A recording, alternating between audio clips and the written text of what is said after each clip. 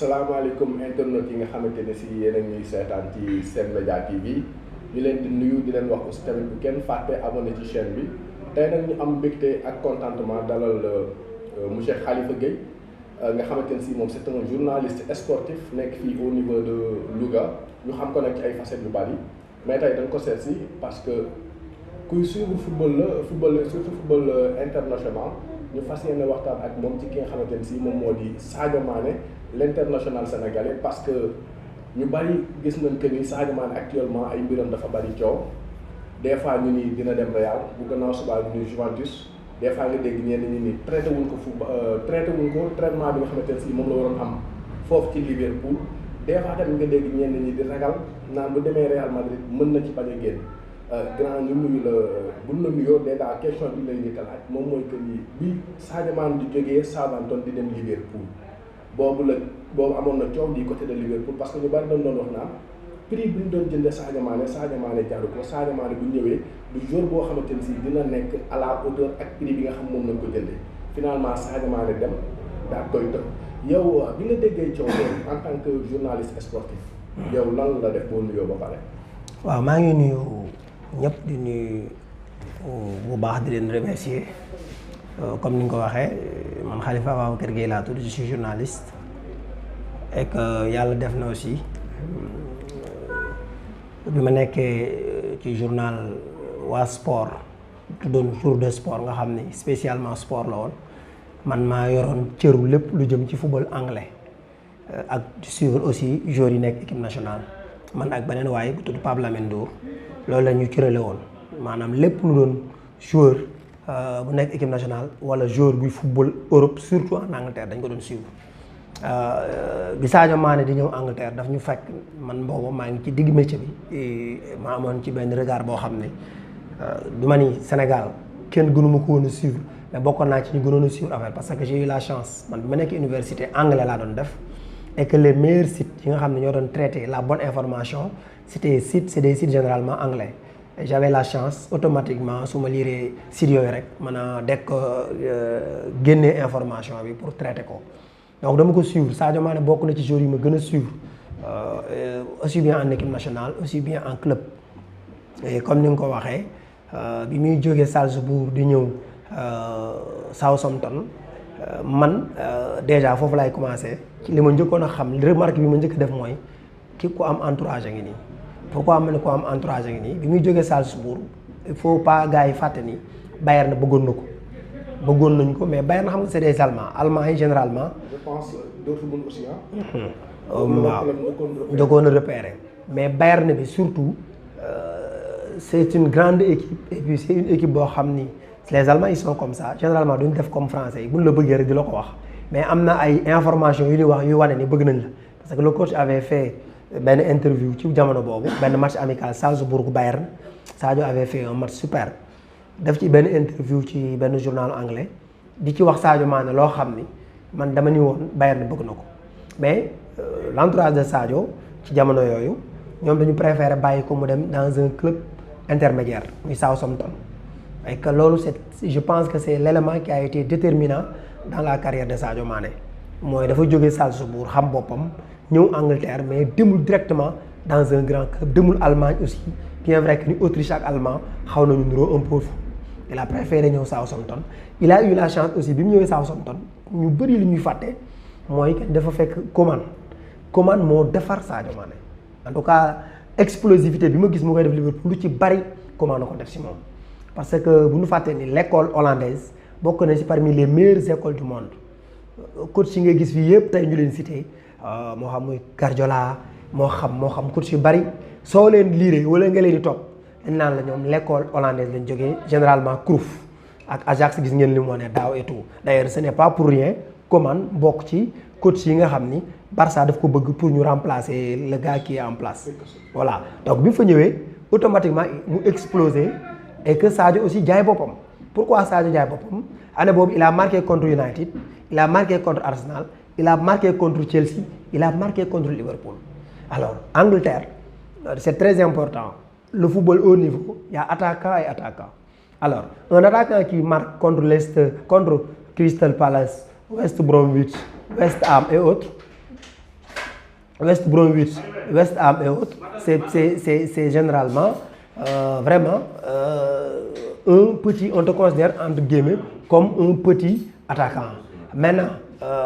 pour être un grand attaquant, il faut marquer contre ces grandes équipes. On les appelle les Big Four. Et après, c'est devenu le Big Six, avec Leicester 6. Voilà, donc, lui, bi mu ñëwee dugal maa ngi emporté wu ci français bi sax ngeen baal ma bi mu ñëwee dugal ci équipe yooyu donc jaadu woon na après équipe yooyu laaj ko donc Liverpool laaj ko Arsenal laaj ko mu préféré dem Liverpool. Honnêtement man mi doon suivre football anglais j'avais pas beaucoup compris parce que Liverpool bokk na ci li ñu leen daan tooñe équipe la boo xam ne du gagné dara du gagné vraiment dara et c'était dommage et que d'ailleurs dernier titre championnat Angleterre bi Liverpool mu jël Sadio Mané n'était pas encore né Sadio Mané ay kayitam 92 ci nekk Liverpool 90 la ko ci jël championnat bi 30 ans mais mu dem Liverpool heureusement il a eu la chance de travailler avec Klopp léegi nag Klopp nag moo ñu wan le vrai Sadio Mané et que je pense que lu dara lu dul fexe ba am physique bu baree bari bu mu def si moom mu fexe physique boobu moo ko permettre mu génnee technique am génnee talent et tout et comme ni nga ko waxee bi ñu koy jënd defoon nañ ci moom xaalis bu weex tàll moi bi ma njëkkee lire salaire am dama ko ragaloon a bind site bi il a fallu ma vérifier ko ci yeneen site parce que soo ko doon traduire soo ko doon wecceeku ci xaalisu CFA par semaine vendredi bu jot ñu naan la Sadio il touche pratiquement 80 millions par semaine yow en tant que journaliste da nga xaw a ragal bind parce que mënoo woon a imaginer ni football àgg na foofu mais après ngay comprendre et après boo doon xool salaire Rooney ñu naan la il a 300 millions par semaine il a 200 millions par semaine tu te dis que Sadio mérite 80 millions par semaine c'est absolument rien du tout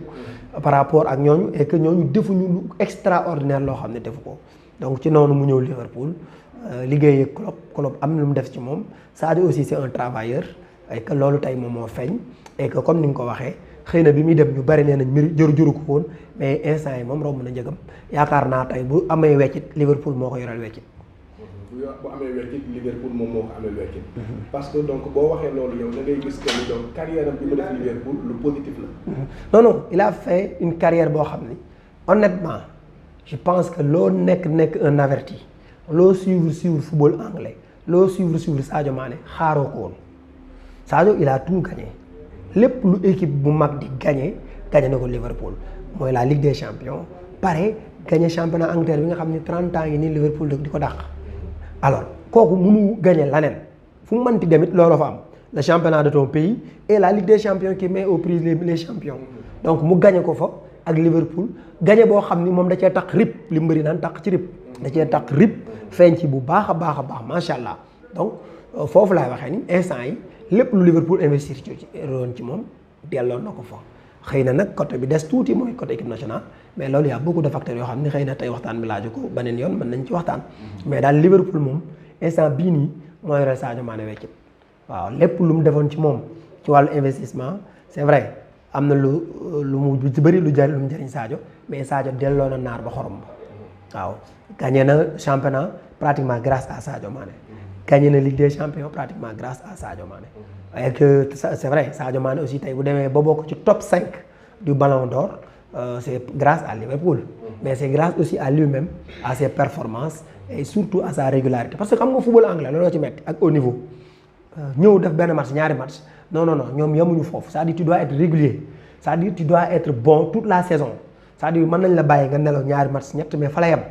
à part ça presse anglaise bi ñoo njëkk a dal sa kaw et que Sadio xaalis bi ñu ko jëndee woon. c'est ça Ismaïla Sarr début il a eu la chance ñu changer coach mu ñëw am beneen lu mu dund affaire bi boosté ko parce que presse anglaise bi ñu xaw a niroog presse sénégalaise à la limite dañuy far donc ñoom parfois ñoo lay njëkk a allumé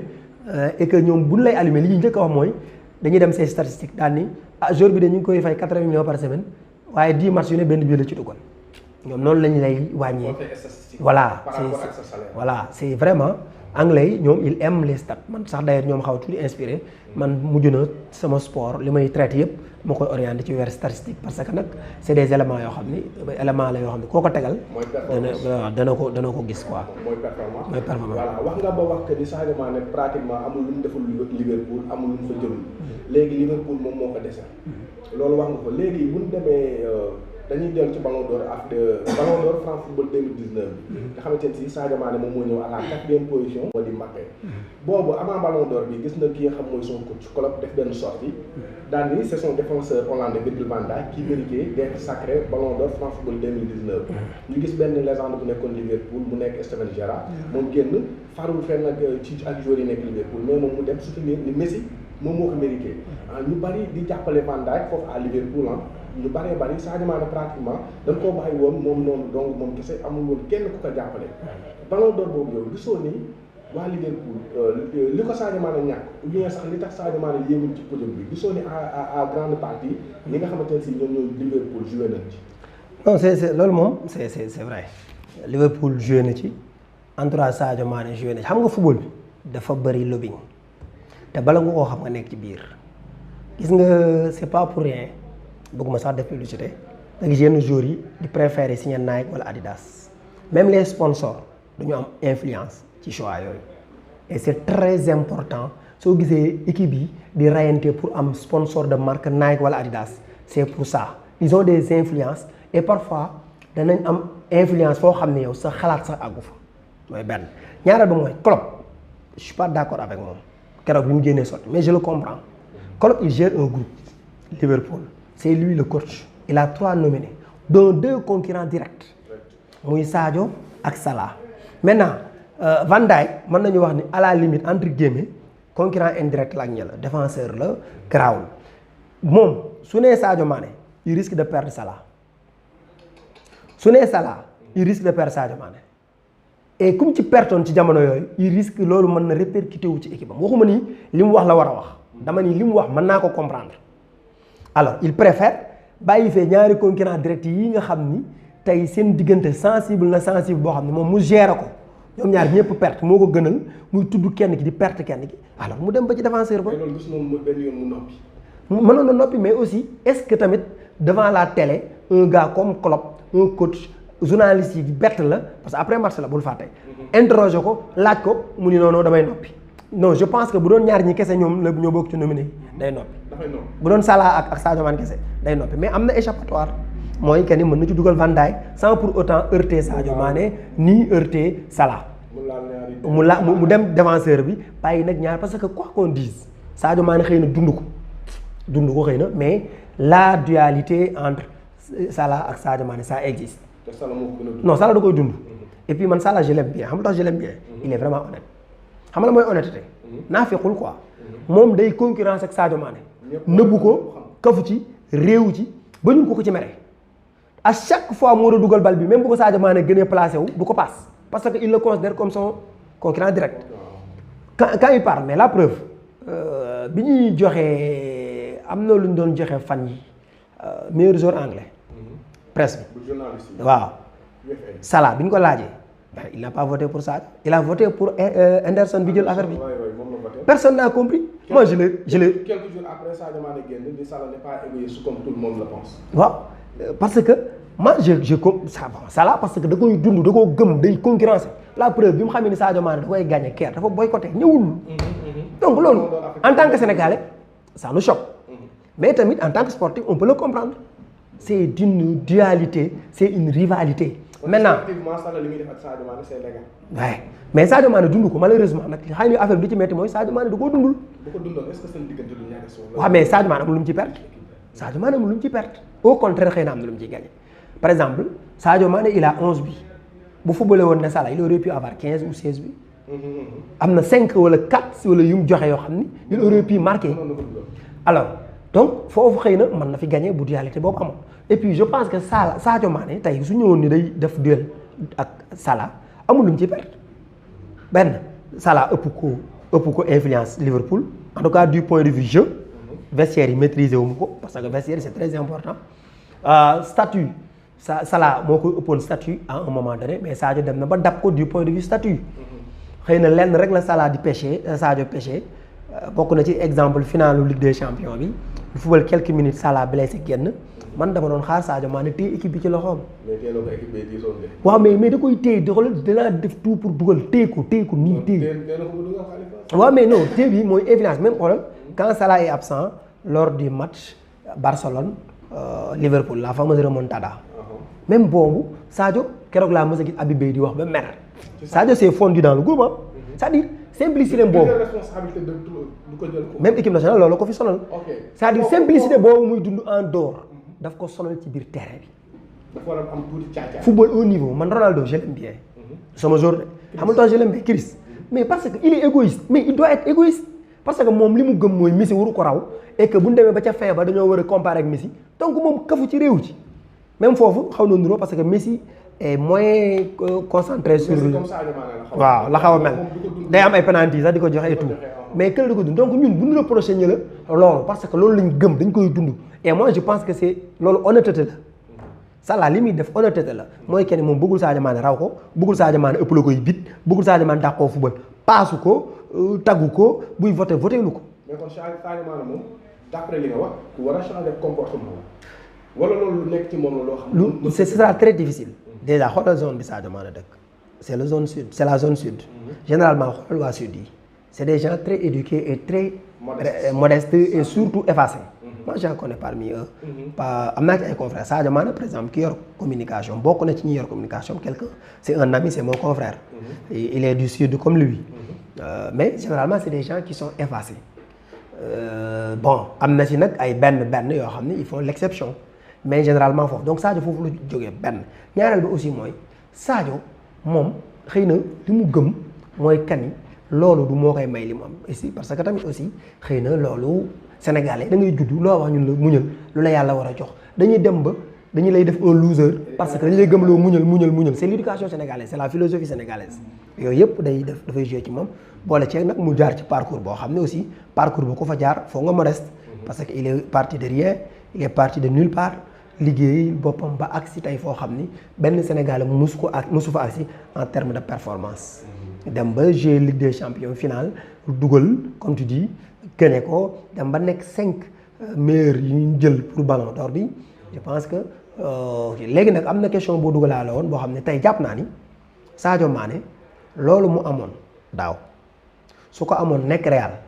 mën naa mu changer. mën naa mu changer parce que xam nga parce que Real. nan yeggali ci entourage ba pare loolu club boo xam choisir ki nga xam mooy Van Dijk au détriment de Salah et Sadio. loolu du amul muy def ci Sadio Mané au fond. non dana am lu ñu def nit kese la. mais dana ko gérer c'est ça le professionnalisme da ngay ñëw dugg ci milieu lii neexu la mais dañ naan la tu es professionnel tu dois t'adapter nga adapté wu li ma wóor mooy Sadio nit kese la dana ko choqué du ko neex mais dana ko gérer à sa manière yow yaa ma woo fii sànq ni ma bi Salah defee vote il est sorti quelques jours après pour dire quoi Salah n'est pas égoïste comme vous le pensez il le dit pourquoi parce que am na lu mu def mais bëgg na positiver Sadio Mané c'est quelqu'un boo xam ne lu ñu koy def da koy bëgg a positiver kenn mënu ko reprocher. mais dans le haut niveau nag il faut que bu bëggee bokk ci cappaandaw ga il faut que mu xaw a changer comportement ci et moi je n'attends pas de ça mu yaakaaruma mu def yaakaaruma ko ay que maa ngi lay wax sànq ne la li mu amoon Liverpool bokk ci 5 meilleurs yi ay Habib Beye nekk canal di def influence ay journaux yi def influence su ko amoon Espagne mën naa bokk ci podium bi parce que Espagne surtout Real ñoom dañoo gëm jour mu jël ballon d'or dañ ci investir c'est-à-dire le président est prêt à payer des jël ay vraiment ay experts en communication fay leen pour ñu nekk ci télé ak rajo yi di wax di la defaral foofu la ñuy daane léegi yow entourage Liverpool staff bi bon les légendes yi nga xamante ne si ñooy tourné autour du pot parce que da ngay dégg ay des fois nga gis Gérard génn wax ku mel ne Jamie Carragher ay joueurs anglais yu mel ne Owen ñoom ñëpp dañuy génn wax après match ñoom à l'unanimité mën na taxaw ni Sadio Mané moo toj match ni Sadio Mané moom moo nekkoon tey le jour qui a sauvé Liverpool mais bu vote jotee da ngay gis ñoom ñëpp dañuy préférer voter un jour anglais ou bien Salah bàyyi Sadio Mané. waaw mais yow est-ce que mën nga comprendre journaliste anglais yi ni Henderson mooy meilleur joueur de la Premier League xel nangu na loolu yow. le capitaine de Liverpool nga xam ne ñi ko xam sax bariwul. am na joueur bu génn un ancien international fan yi yàggul mu ni Sadio Mané lu tax jëlul meilleur joueur de la Premier League bi nga xam journaliste yi décerné nañu ko c'est parce qu'il n'est pas anglais. il n'est pas anglais américain wala bu nekkoon anglais da koy jël. bu nekkoon anglais da koy jël. te day jar sax 300 millions d'euros. non da koy jël parce que anglais yi côté boobu xaw nañ ci am fulla waaw bu ñu amee joueur boo xam ne Ibrahima Sonko waaw am nañ ci joueur boo bu ñu amee joueur boo xam ne mi nga xaw a boxé dans cette catégorie mën nañ ko booster c'est pas pour rien Rashford raw Sadio Mané du point de vue statistique. man daaw ñu jox Sterling. waaw bàyyi ay Sadio bàyyi Salah bàyyi Van Dijk. waaw du point de vue statistique. du point de vue statistique mën naa comprendre benn mbir mën naa comprendre Rashford raw Sadio Mané parce que Rashford a joué moins de matchs il a marqué 17 buts. Sadio Mané a joué plus de matchs il a marqué 18 buts. en termes de passes ñoo tolloo. donc mën naa comprendre mais je sais que ñi voté lu ci ëpp parce que Rashford anglais la à la place nañ ko jéem a booster parce que tamit politique la bu ñuy def boo xam ni c'est pour vendre le football anglais parce que on a beau parler de la Premier League on a beau parler du football anglais mais ce ne sont pas les Anglais qui sont mis en première ligne ay étrangers ñoo fay ñëw di régner. boo xoolee meilleur buteur joueur anglais dañ na ko jël budul vaar bi ren. voilà donc ak bu ñu koy jël bi ñu année bi ñu nekk champion donc yooyu c'est des occasions yoo xam ne bu ñu ko amee dañ koy exploiter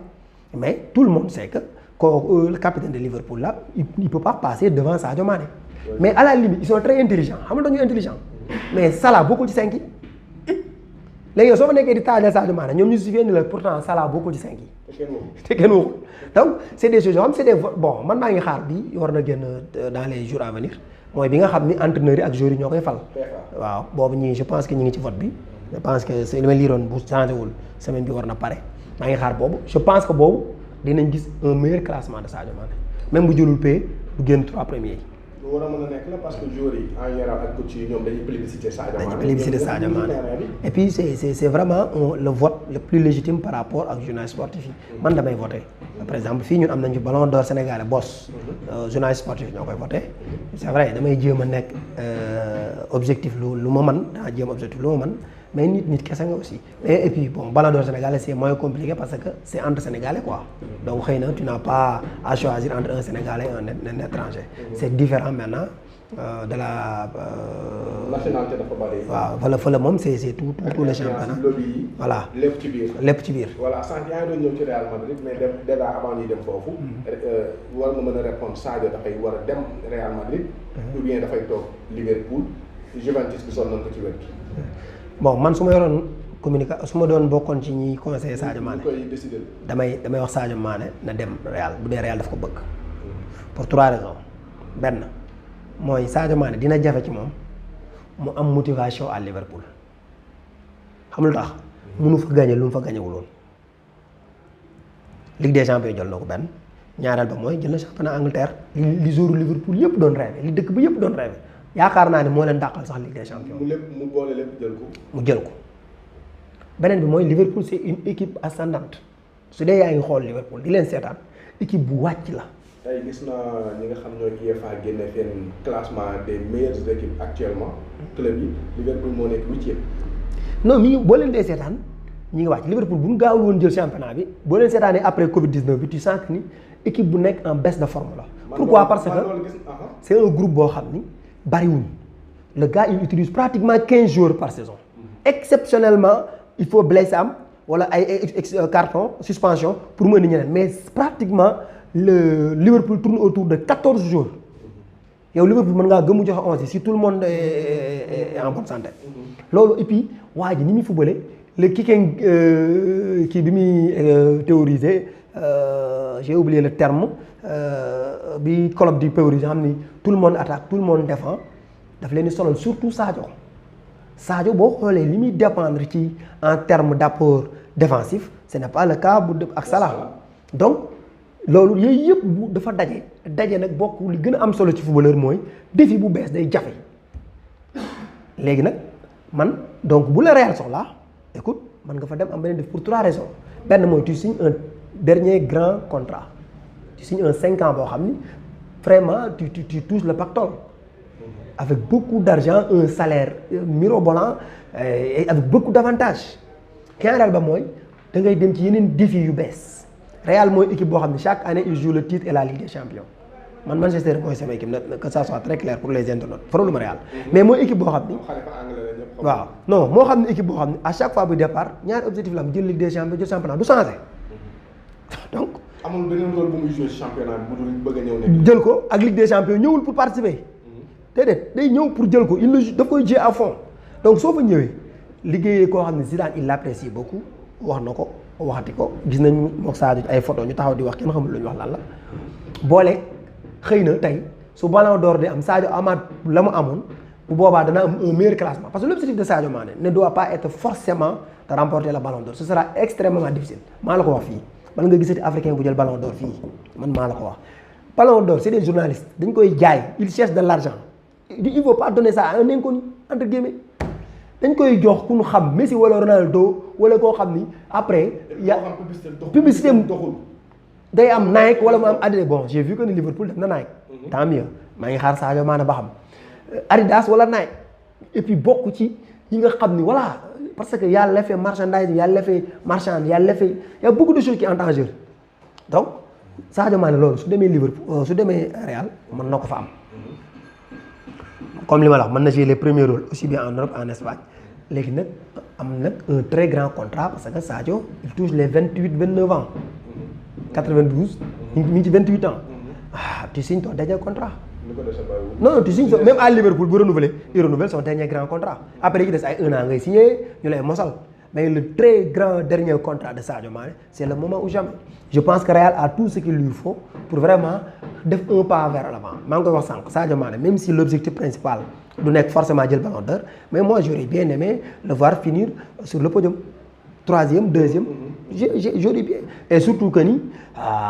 Messi ak Cristiano avec la Covid-19 ballon d'or amul lii je pense que da leen emporté waale non dañu leen emporté waale non seen ñoom jeex na seen décennie vraiment ils ont été extraterrestres mais jeex na dañuy dem maintenant la relève est là mais relève bi ñëpp a yem niveau Sadio Mané ci biir on parle de Benzema waaw mais par exemple Prince waaw mais non booy yi day dafa ballon d'or dafa bëri lu muy laaj booy pour nga booy bu ñëw jël ko c'est très difficile Messi daal laa xam ni moom c'est un Messi par exemple ren on aurait pu voir Lewandowski bu amoon on aurait pu voir Benzema un bon classement on aurait pu voir Mbappé maintenant ñooñu Lewandowski je pense qu'il prend de l'âge soo moytu mu dem Benzema mën na mën a toj waaw mais Mbappé Neymar est là mais après à part Mbappé Neymar moi j'aime Sadio Mané day bokk ci xeex bi donc léegi su demee fu mel ne Real di dajeeg Barça di dajeeg Messi am plus de visibilité am plus de soutien ñu médiatiser ko ba pare Sadio Mané mën na fa toj war na fu ne Neymar ni Mbappé ni Sadio Mané et bu boobaa podium bi day yomb. parce que Messi day nekk concurrent direct tu as compris Real Madrid dañuy booster joueur mais presque da lay wax. mais moom moo njëkk a génn avant ñu jox Benzema dina sori ci ballon d'or beeg meilleur joueur Liga moom moo njëkk a génn ni Benzema moom mooy le meilleur joueur de la Liga. mais daaw jéeg presque top. daaw jéeg kii déedéet Cristiano am na année boo xam ne Perez moo def campagne Perez en question dem ci journaux yëpp def interview c'est-à-dire nee naa Real li jalal ñu jël ay experts en communication fay leen ñu dem ci télé yeeg rajo yi di wax di démontrer lan moo tax parce que ñuy voté ay nit kese mën nga leen influencer en une émission deux mën nga leen Habib Beye a tout fait pour influencer mais benn nit la doyul ça ne suffit pas il a beau parler il dit que ni Sadio Mané bu tuddoon Sadio Mino mënoon na nekk ballon d'or xëy na bu ñu amoon 5 Habib Beye dans 5 différents plateaux ñeneen ñi ko doon soutenir c'est au niveau local sama genre yi ñoo fi ne woon di wax waaw on n'a pas cette influence on n'a pas cette influence donc yooyu moo la Sadio Mané manqué Liverpool te Real mën ko ko apporter plus le tout dernier contrat bi ma lay wax et en plus nag Real nag dafa nekk ci relève on parle de Hazard am na boy yu fa nekk et je sais que ne Real dana continuer de jouer les premiers rôles aussi bien en Espagne qu'en Europe donc je pense que lu dul loolu yëpp su dajee Sadio Mané mérite na à la limite xëy na bu nekkul foofu man su ma ko doon orienté feneen foo xam ne xëy na mën na ko jariñ fu ma Bayern su ko bëggee su ko Bayern ne bëggul su ko day toog Angleterre am envie changer je l'aurais orienté vers City City rek laa bañ nag à part Liverpool City laa gën a bañ la Manchester United laa faral mais là je parle de Sadio Mané et de sa carrière. mais Juventus bi yow gisoo. non Juventus non Juventus gisuma ko Juventus comme son nom l'indique c'est une vieille dame je pense que Juventus est en train non je suis désolé Liverpool gars yi ñu ngi koy bëgg a dépasser il résiste nag mais xoolal la vieille école xoolal Ajax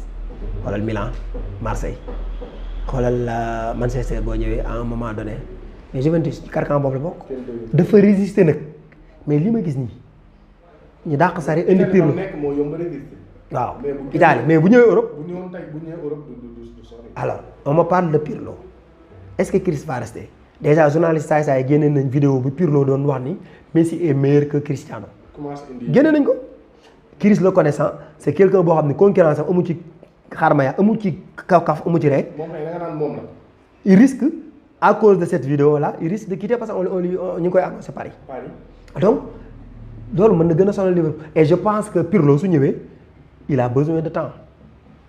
danañ ko may benn 1 an 2 ans mu defar xale la il a fait une semaine ci U23 ñu yéegee ko donc danañ ko may temps mu liggéey Sadio Mané soxlawul temps boobu Sadio Mané équipe bu pare di dem la soxla. tu m'aurais dit Crépin Diatta man la wëy tu m'aurais dit Ismaïla Sarr man la wëy mais Sadio la soxlawul équipe bu pare bu dee loolu man toog Real moom bu fa mënee dem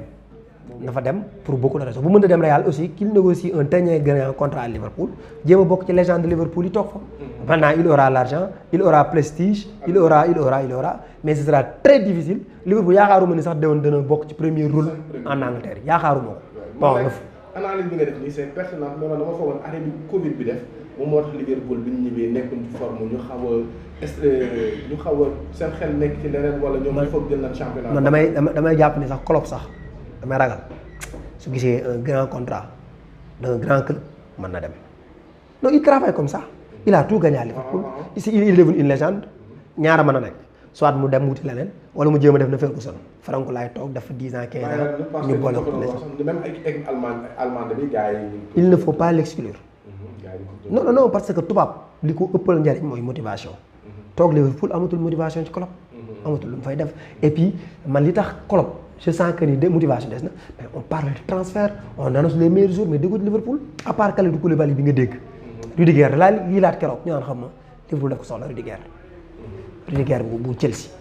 non c'est terrible comme bàyyi na ko ak booy allemand bi sant kii anglais bi Sancho xawma waaw Sancho li Manchester ci gënoon a sori te dafa cher te finalement il problème mu salaire lañ d'accordul parce que moom bu ñëwoon day ëppale salaire De Gea ak Pogba sax mi ngi waaj a renouveler donc loolu pour yooyu si ñëwul donc daal Sadio moom c'est une fierté nationale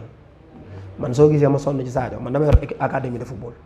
mais Sadio mooy sama référence xam nga tax ma nekk sama référence Sadio gëmloo na waa Sénégal ni xale bu ci am fu la liggéey mën nga àgg fu ne ci football xam nga bu njëkk bi nationaux yi rek ñoo doon réussir à part El Hadj Diouf exceptionnellement ay Khalilou Fadiga ñoo ñëpp c'est des binationaux c'est des gens qui sont nés en Europe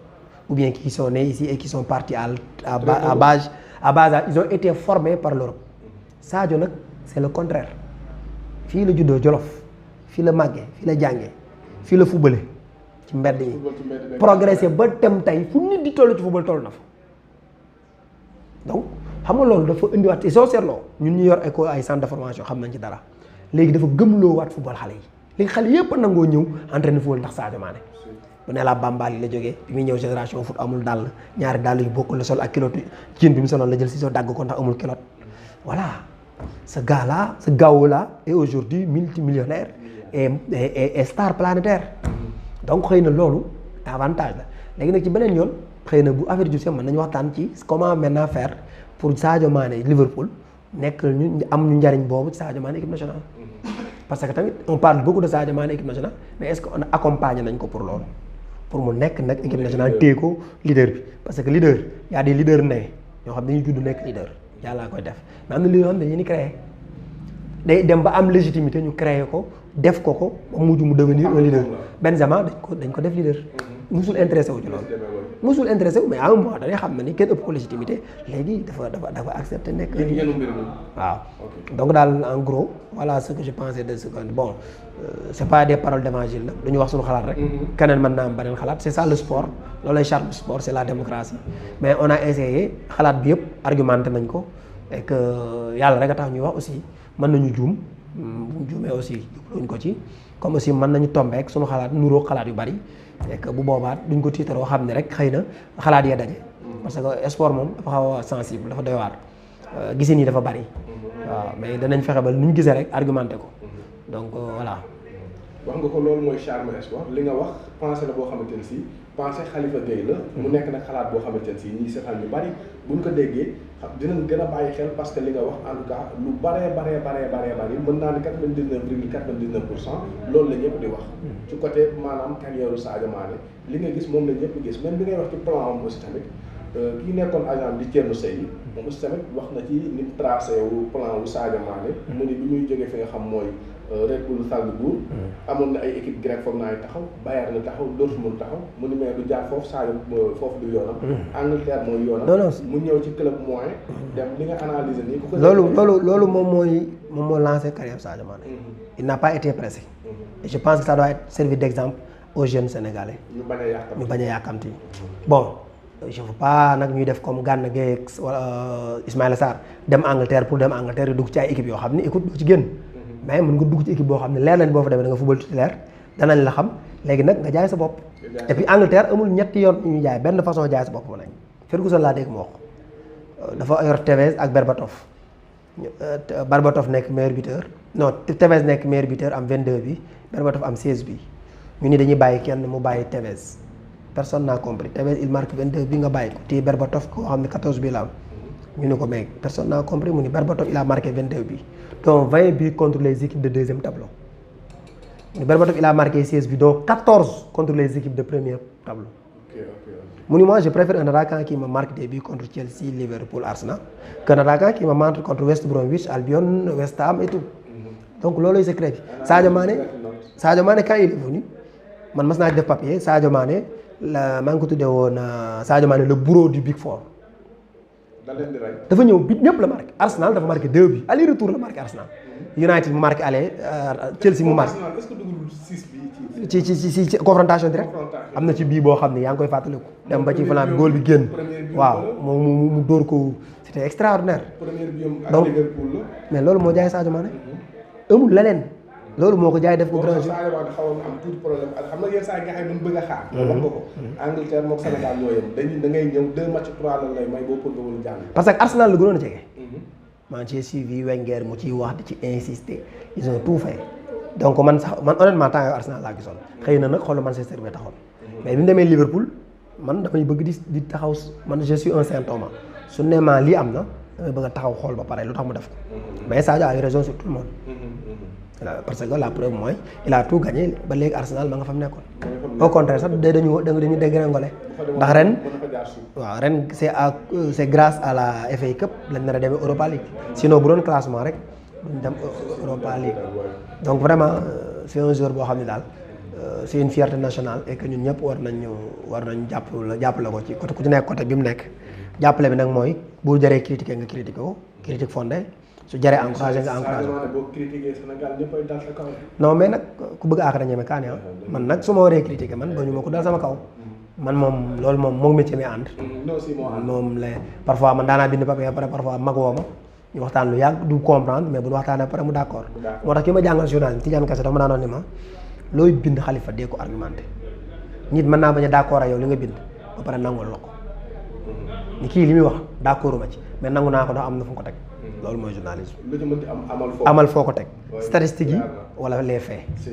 journaliste ñaar lay dem surtout sport les faits bu dee sport nag on te dit les faits ou les stats man moom bi nga nekkee Carrefour dama la daan déglu ngay teg ci statistique boobu laa nga xam ne kii nii boo seqal moom débat sax du neex a daaneel parce que li ngay wax dafay am foo koy statistique nee nañ ngiraan moom ma ko mas a defal définition bi nee na c'est une forme de mensonge très raffinée maanaam fen booy layal la ci kenn du ko dindi maanaam parce que man mas naa ko fii si wax bind mu choqué ñu bari man ni leen Moussa Konaté équipe nationale bu Aliou Cissé def dafa war a ñëw les gens m'ont dit que ni pro Moussa la Moussa da koy jox xaalis yàlla xam ne. boobu xanaa muy jógee ci kii Aliou Cissé déedéet bii équipe nationale yi. gars yëpp taal sama kaw non parce que lii et cetera pro Moussa la est-ce que bon le lendemain j'ai fait un texte je lui ai dit que depuis Aliou Cissé là c'est le meilleur buteur de Aliou Cissé mais comment tu peux avoir un joueur qui ne joue pas qui est ton meilleur buteur nga defal liste doo ko ci boole. non il joue pas xamul dara mais li muy xamul dara il a 6 buts temps yi nag la ko Sadio Mané romb mais jusqu'à un passé récent c'est le meilleur buteur de Aliou Cissé mais léegi. ci U20 bi ñu demee U23 olympique yi bi ñu fa jógee et puis même Aliou Cissé nii récemment nii ñetti match yi passé la ko Sadio Mané raw on me dit que ni Sadio Mané du passe dafa bëgg balle. en équipe nationale. waaw je leur dis pourtant c'est le meilleur passeur de l'équipe nationale il a 12 passes décisives. daa mel ne comme Salah. qui fait mieux. Salah boo xoolee ay passes décisives moo ëppale Sadio Mané. donc c'est ça. donc daal statistique loolu moo tax mu am c'est très important. am solo. donc voilà yéen nag je vous encourage parce que gis naa ni ay jàmbaar ngeen yéen a ngi góorgóorlu bon yéen a tombeek nag journalisme bi gën a metti mooy les réseaux sociaux tu es exposé te kenn du la défendre tu es exposé xam nga ñun souvent presse écrite lañ daan nekk tu as 24 heures pour li ngay bind nga réfléchir ko tu as 24 heures pour dugal ci machine parfois nga dugal texte ba ci biir machine bi xool mu am évolution nga dem changer ko yéen moomantu leen loolu li ngeen mën mooy geddar day génn ñu ni tay kay def demande yi nit ñi ñëw commencé dal sa kaw c'est exposé mais bon c'est le métier aussi il faut l'accepter et foncer donc mënul ñàkk daal. voilà dégg nañ conseil yi essayer di def